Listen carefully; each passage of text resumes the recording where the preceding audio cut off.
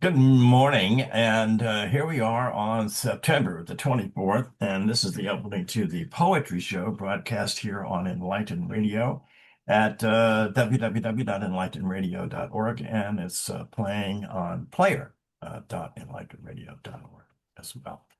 Um, this morning, Janet Harrison, our host here, and the selector of 99% of the poems. And we have some fall poetry here to investigate what's coming. What's here, actually. I think we've just crossed the fall boundary line here. Was it yesterday? Day before yesterday? Uh, Monday. Monday. Okay.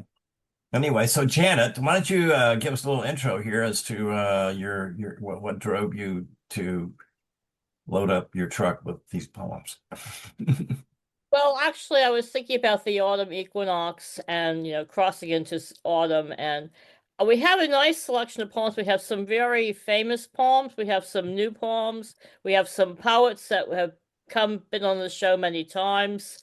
We have a couple of poets that'll be new to the show. So it's an interesting selection of famous and less famous poets. Um, And I'm going to open with Stanley Kunitz. And this is the end of summer, since summer has just ended. And Stanley Kunitz, of course, wrote poetry. I guess he lived, did he live over 100 or to 100? I can't remember Oh, his. I think he was at 100. Well, I no. Did he make it to 100 or was he 99? One of the two. Okay, it's But true. he wrote his entire life. He wrote even at the end. And I think for his 98th birthday, maybe it was, somebody gave him a tree to plant. And he was really excited, so he planted this young sapling in his garden, even though he was like 98, would never see it grow up. But he was very Right, excited right. by it. So he lived his life until the very end and was a remarkable man and a remarkable Absolutely. poet. Right. And this poem you picked what demonstrates, I mean, his very subtle but very profound skills. Uh, Yes. So yeah, this is called The End of Summer, and it's from his collected poems. An agitation of the air, a perturbation of the light, admonished me that the unloved year would turn on its hinge that night. I stood in the disenchanted field amid the stubble and the stones, amazed, while a small worm lisped to me the song of my marrow bones. Blue poured into summer blue. A hawk broke from his cloudless tower. The roof of the silo blazed, and I knew that part of my life was over. Already the iron door of the north clangs open. Birds, leaves, snows order their populations forth, and a cruel wind blows. he's I just, love that. oh yeah. I Go mean, ahead. oh well, the way I mean, his images and the way they are always unexpected, okay, to me, and but appropriate. But I mean, and these unexpected lines, like or the one that uh, um, it's not my marrow bones, but For me, the line that really caught me was the iron door of the north clangs open. right, yeah, yeah, and that clangs open, and birds, leaves, snows, order their populations forth. What a great line! Yeah, Yeah, really. a Uh, cool wind blows. What a beautiful right. close. It really is, right. And he doesn't overdo it, And I always thought the way the rhymes in this were just somehow just right. Um, Yes. I The mean, rhymes and say B-A-B, and but it's very subtle. You don't really catch it. no, because the sort of sense of the sentence he's writing, uh, is not dependent. It's not dependent upon the rhyme. The rhyme just adds to it, right? It's kind of Mhm. it stands on its own, okay? An agitation of the air, a perturbation of the light, admonished me the unloved year, because air and year are like a half rhyme, right? Flat rhyme. And would turn on its hinge that night. But yeah, the thing that's great, he's like saying something fairly subtle, but it's each verse closes a little bit like a nursery rhyme, to make I don't know. I thought that was just great the way he does that.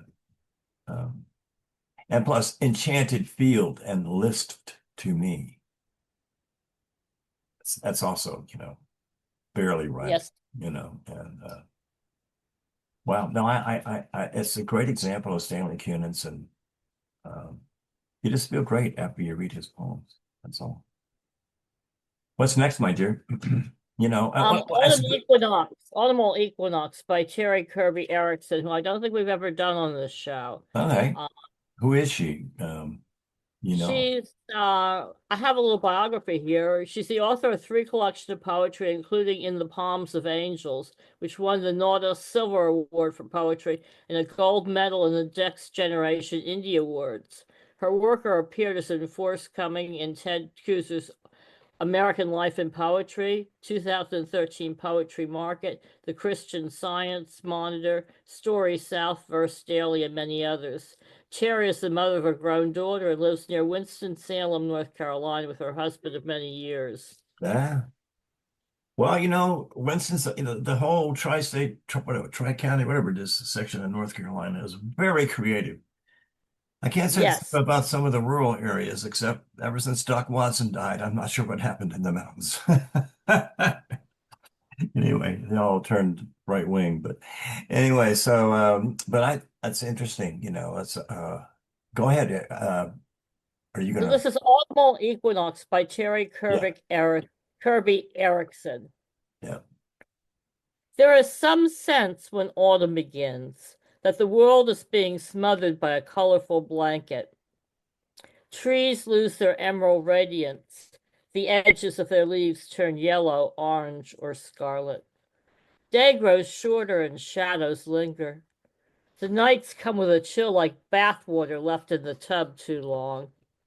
Flowers that bloomed in less profusion on my front porch droop like tired children fighting sleep. Vidalia onions and garden tomatoes disappear from grocery store shelves, replaced by pumpkins and oddly shaped squash. When autumn arrives, winter is only a frozen breath away, bringing cold and slush, runny noses and hacking coughs, gray mornings and twilight afternoons. It is the season that swallows summer like it never was, as if young girls in sundresses were never kissed in moonlight, or baseballs never soared over a fence. There were no barbecues or mosquito bites, sandal filled with sand on the deck. Autumn shakes the summer from our minds until it falls like leaves, skittering down an empty street. The images are just, again, just magnificent in that poem, and Yes, unexpected. Um, yes, the nights come with a chill like bathwater left in the tub too long. right. Left in the tub too long. Really, what a great, you know, very good. Flowers that bloomed in lush profusion on my front porch drooped like tired children fighting Right. sleep. Yes, she, Vidalia onions and garden tomatoes disappear from grocery store shelves, replaced by pumpkins and oddly shaped squash. Um, I think it's a really great blend of sensibility and a change of season. It's just great. yes. So I thought that it was a really good of all the Equinox poems I looked at, this was my favorite. It is the season that swallows summer like it never was. I mean, that's a great that whole list of lines there, as if young girls Yeah. in sundresses were never kissed in the moonlight, or baseballs never soared over a fence. That's a great one right there. Yeah. Um, yeah, that's beautiful. Yeah, Autumn shakes, I never heard of her, and she's really good. Yeah. yes. And next we go to someone we've had on the show many times, Mary Oliver. And this is a poem that can be taken many ways. It's lines written in the days of growing darkness. And we can think of that on all kinds of different levels. Oh yeah, she's. Every Go ahead. I'm sorry. Yeah. every year we have been witness to it, how the world descends into a rich mash in order that it may resume. And therefore, who would cry out to the petals on the ground to stay, knowing as we must how the vivacity of what was is married to the vitality of what will be? I don't say it is easy, but what else will do if the love one claims to have for the world be true? So let us go on, cheerfully enough, this and every crisping day, though the sun be swinging east, the ponds be cold and black, and the sweets of the year be doomed. That's such a strong word to end with, Oh, doomed. really? I mean, it's I mean the coming winter and wow. Well, it's very beautiful, and there's a thing in here that I think is just unbelievable that she does. Knowing as we must how the vivacity of what was is married to the vitality of what will be. I don't say it's easy, but what else will do if the love one claims to have for the world be true? That's a really that's a perfect verse. She can Hmm. do that. She writes perfect verses sometimes. I mean, and Yes. we still read her poem, you know. I think when people have died in our family, we read either her poem or Wallace Berry's poem that seems to just perfectly express, you know, both grief and hope. And so, I mean, she has but at the same time, sometimes I think she overdoes it. Like she has more power than she has life. You know, in other words, her life is not actually plowing quite enough ground for her imagination. That's just again, you know, that's just me. But go ahead. Yes. So let us go on cheerfully enough, this and every crisping day. Yeah, We're going crisping. on to the Rilke poem, which you're going to read, John. And Okay, this poem always intrigued me. The last stanza has always is I've thought about many times, and I'm not sure I even understand it at this point, but we could talk about it. I think A it's day in okay. all. Right. It's okay to not understand all of a Rilke poem, you know. There's something transcendental about parts of it. Um, all right, so Day in Autumn, Rainer Maria Rilke, of course, a great German poet, and one of the few poets whose greatness shines even in translation. You know, you can have a bad translation, somehow a Rilke poem or a Neruda poem, same with him, and some other people, still comes out like a jewel. And this is translated by the poet Mary Kinsey, so she's a fine poet in her own right. Oh, I now you have we done hers before? I think you have done I think that. we've done one or two of them. I don't think I've ever featured her in the Right. show, but she's a fine poet. Okay, so this is called A Day in Autumn. After the summer's yield, Lord, it is time to let your shadow lengthen on the sundials, and in the pastures let the rough winds fly. As for the final fruits, coax them to roundness. Direct on them 2 days of warmer light to hail them golden toward their term and harry the last few drops of sweetness through the vine. Whoever is homeless now will build no shelter. Who lives alone will live indefinitely so, waking up to read a little, draft long letters, and in the city's avenues fitfully wander when the wild leaves loosen. Yeah, from that part where who's ever homeless now will build no shelter. I've thought about those lines for a long time, and I'm not sure I understand exactly all he's saying, except that fall is kind of a time of stasis, and so things don't change so much. But what's your take on those lines, John? Um,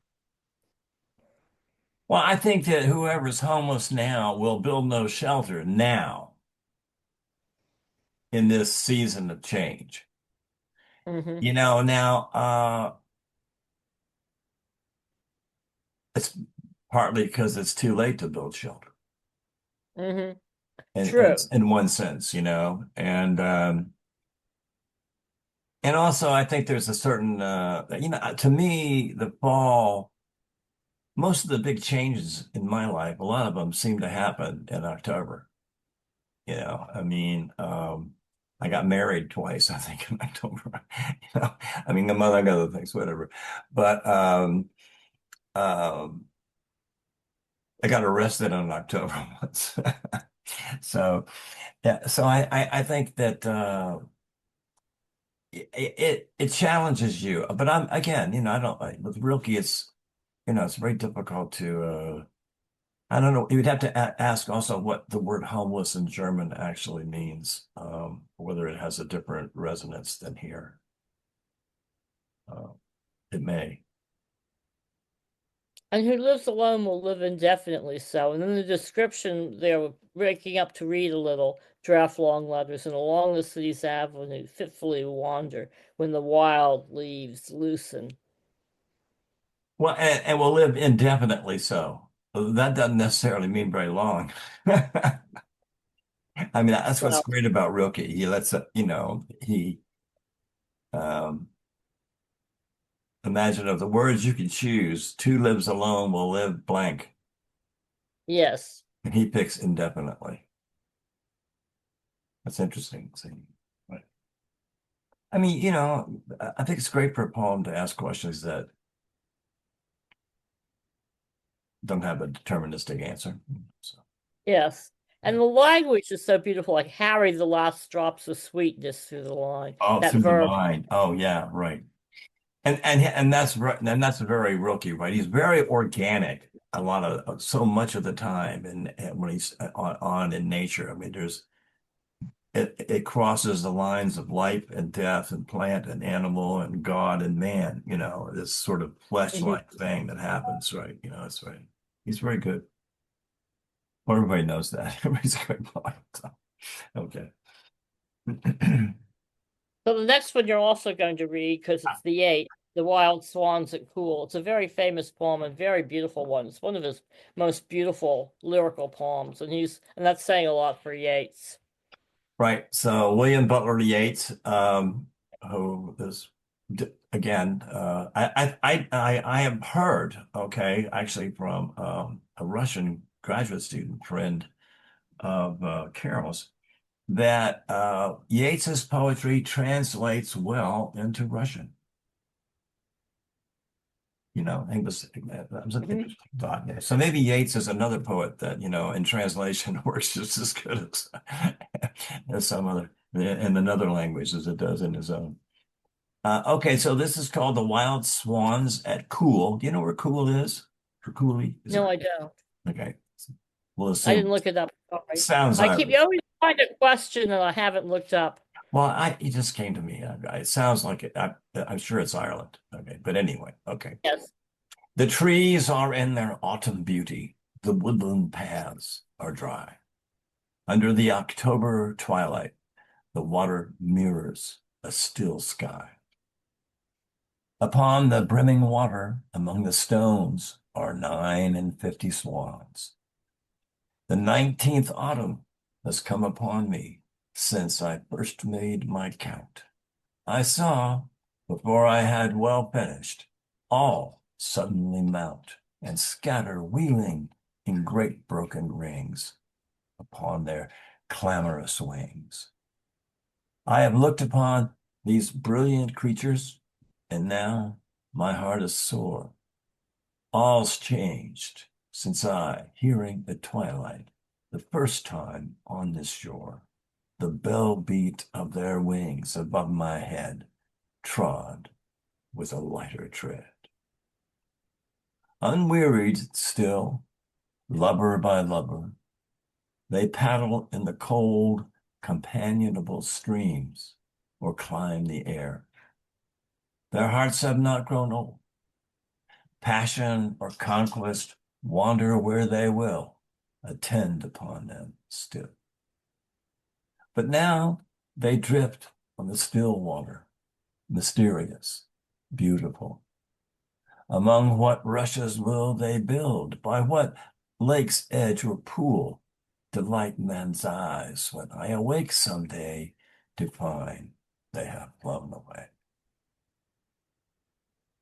Again, this is a poem where the rhyme adds to the music, but it doesn't interfere with the The sense of the music, poem. right.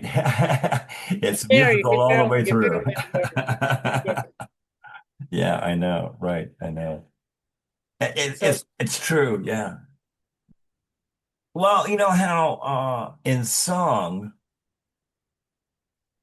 there's a not every song, but many songs, that have what's called a bridge, right? And yes, where either the key or the melody is altered, or even the harmony, and you're supposed to, it's a shift, right? And then you close. So sometimes, poetry, in modern poetry, we're not as used to rhyme as we once were, probably reading it, centuries ago, when poetry seemed to be more oral back then. And now the oral kind of component is more like song and the poems less so. And so I just find when you read someone who has mixed the rhyme and the independent sensibilities of the poem, um, come together like this. It's like what's your expression when you're writing braiding? It's like a braid, in the poem or in this tale. But yeah. The one I particularly liked was in scatter wheeling in great broken rings upon their camp clamorous wings. Um, Great broken rings and clamorous wings, just for the rhythm there and the wheeling and wings. It just was a beautiful line. and you notice how the rhymes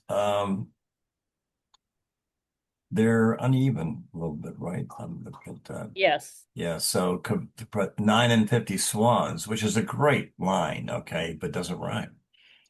Um, No. and No.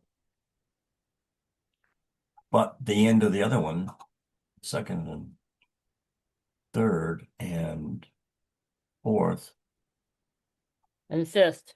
and fifth, right? Interesting. See it. Yeah, he's got more than he's got some poetics going on in there that because Yeats seems like a person that not only the sense of the flow, a lot of his poems flow very nicely, okay, almost like a little narrative, but they're like Hemingway writing, where they've been laid over many times, and his I think he writes in layers like Hemingway used to, and so that I don't think there's anything. There's very little that's unplanned in his verse, don't you think, Tom? Mhm. I mean, there's It's just very, I don't know. I'm just always touched by the beauty of his oh language. yeah. But for example, you could with who's the uh, modern poet that do not go gentle into that good night? Um, The Dylan Thomas. Dylan Thomas, or some other modern poets who were clearly drinking heavily at times. You know, um, where you got the sense that, oh, okay, sometimes these things were just written out. I mean, it was beautiful, it was fast, but not particularly carved, like more just brilliance, just came out all in the thing, rather than the poems of Yeats or even Robert Frost, that are always got so there's a plan going on. Yeah, does that make any sense? Am I making any sense to you? I get different senses from different poets about how this works. Yeah. Um, Yeah. Dylan Thomas was an alcoholic, and the joke is, instead of, when he visited the United States, instead of Dylan Thomas slept here, was Dylan Thomas vomited here. Yeah, yeah. Well, right, right. Well, and it's like Jack Kerouac, right? A little bit, kind of poetry as well. Um, some of which is really good, but it's not clear that most of them were, But they, Dylan Thomas had great poetic sensibility and great control, even when he oh didn't have yeah, control of life. yeah, Poetically, he had control. oh yeah. I mean, they last. Some of his poems have lasted forever. I mean, and they will. So, nonetheless, I just sense a different. Always with Yeats, I end up with a sense of wonder a little bit. Yeah. So, And that was one of my favorites of his. well, that was a great choice. That was a great choice. The What? last poem is by a Western poet, Thomas McGrath, and you'll be interested in this, John. He appeared before the House Un-American Activity. Committee in 1953 as an unfriendly witness and lost his job over it.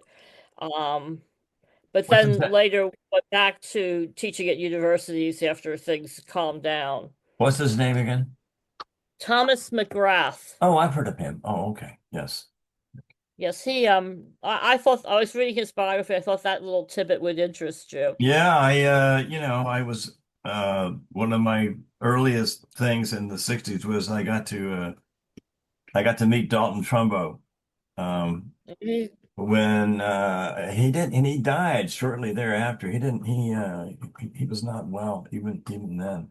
But I remember hearing his account of the Hollywood 10, and because Mhm. I had just discovered that he was the actual director and writer of Spartacus, which was my favorite Yeah. work when I was growing up. Anyway, and so I was just blown away. And then I read a whole book by John Howard Lawson, who talked about a lot of people in Hollywood, that were and they got hooked up into the un-American and activity thing. So yeah, yeah. But read this one. Now I'm looking forward. I It's don't. called Beyond the Red River. And the Red River that we're talking about here is not the river in the south. This is the northern Red River that flows along Minnesota border Right. Okay. and Dakota. The But so birds, so there's a Red River in the north as well. is it on the Canadian border at all, or no? I think it flows into Canada, but it's not on the Canadian, it doesn't follow All the right. border. Right. Okay. Beyond the Red River, the birds have flown their summer skies to the south, and the flower money is drying in the banks of bent grass, which Bumblebee has abandoned. We wait for a winter lion, body of ice crystals and sombrero of dead leaves. A month ago, from the salt engines of the sea, a machinery of early stones rolled toward the holiday houses, where summer still dozed in the poolside chairs, sipping an ancient whiskey of distances and departures. Now the long freight of autumn goes smoking out of the land. My possibles are all packed up, but still I do not leave. I'm happy enough here, where Dakota drifts wild in the universe, where the prairie is starting to shake in the surf of the winter dark. Wow. And it was the imagery in this poem that attracted me. Hmm. Um, we wait for a winter lion, body of ice crystals and sombrero of dead leaves. I thought that was a very interesting line. Um, When And did then you? the idea that he's packed up but he doesn't leave. He's staying there where Dakota drifts wild in the universe. And that last line, which is got such beautiful imagery, where the prairie is starting to shake in the surf of the winter dark. Oh my goodness. Yeah. Right. That's beautiful. That's beautiful. Is he passed away now? Yes, he died Right. some time ago. He was born, I think, in the first in the teens in the 1900s. Right. and he's passed. But he was a Western poet, and like I said, he testified. It was 19. I know the date because it's my birth year. It's 1953. He testified before the House Un-American Committee. Or he probably refused to answer questions if he was unfriendly. Yes, and name names, and so he was listed as an unfriendly witness. I had my mentor in the United Electrical Workers was named Don Tormey, and he was called. He has one of the more famous testimonies, at least in New England. He was called, and then he would have about. They would have to shut him up. He would have about a 15-minute version of why, he was going to do the hearing chair, which is at that time was Senator McCarthy was there, actually, even though it was in Massachusetts. And he didn't want him to violate his constitutional oath by asking an unconstitutional question. So, and then it would just drive them crazy because he would end up saying, so therefore I'm not going to answer any questions. Anyway, but they never could go after him because he had a huge base of support in the massive General Electric aircraft engine plant in Lynn, Massachusetts.